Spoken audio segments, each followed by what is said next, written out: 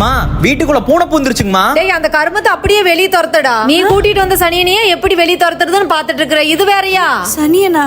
அத்தை சத்யா உன்ன சொல்லம்மா, என் பையன் கூட்டிட்டு வந்த நாய் சொன்னேன். உன்ன நினைச்சிட்டியா? ஐயோ.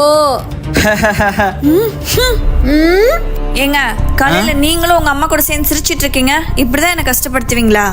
ஏய் இப்ப எதுக்கு கோச்சுக்கிற? எங்க அம்மா என்ன சொன்னாலும் விளையாட்டு எடுத்துக்கோ. விளையாட்டா? டேய் தம்பி அந்த உதவாக்காரை வர சொல்லுடா. சத்யா எங்க அம்மா கூப்பிடுறாங்கடி. அத்தை என்ன பேர் சொல்லி மட்டும் கூப்பிடுங்க. தேவையில்லாத வார்த்தைலாம் சொல்லிட்டு இருக்காதீங்க. ஐயோ சத்யா நான் உன்ன கூப்பிடலமா, உங்க தம்பி தான் கூப்பிட சொன்னேன். என்னம்மா சொல்றீங்க? டேய் நான் சின்ன உதவாக்காரையை தான் கூப்பிட சொன்னேன். நீ ஏன் சத்யாவை கூப்பிட்ட? ஓ என்ன இவரு சேர்ந்து சிரிச்சிட்டு இருக்காரு? சத்யா காஃபி கொண்டு வாம்மா.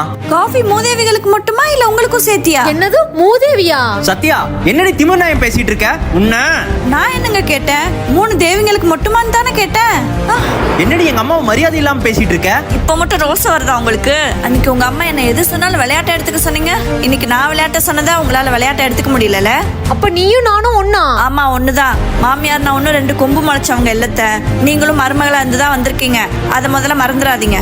இப்ப கூட வாய் அடக்க முடியாம சில ஜென்மங்கள் இருக்கு. ஏய் ஐயோ நான் உங்களை சொல்லலைங்க, நம்ம நாயை சொன்னேன்.